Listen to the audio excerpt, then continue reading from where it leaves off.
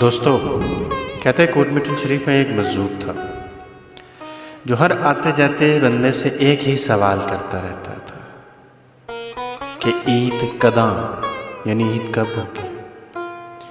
کچھ لوگ اس مجذوب کی بات سن کر انسنی کر دیتے اور کچھ سن کر مذاق اڑا کر گزر جاتے۔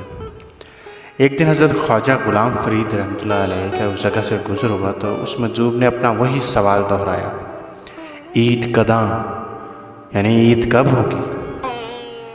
آپ صاحب حال بزرگ تھے، اس کا سوال سن کر مسکرائے اور کہا، یار ملے جداں، یعنی جب محبوب ملے وہی دن عید کا دن ہوگا۔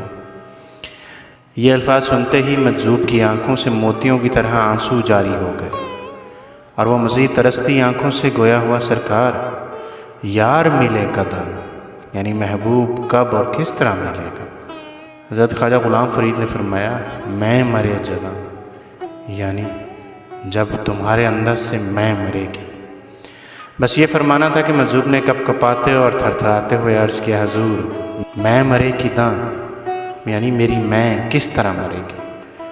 سرکار نے اسے پیار سے تھپکی دی اور یہ کہتے ہوئے چل دیے، یار تکے جداں، جب محبوب دیکھے گا تبھی میں مر جائے گی۔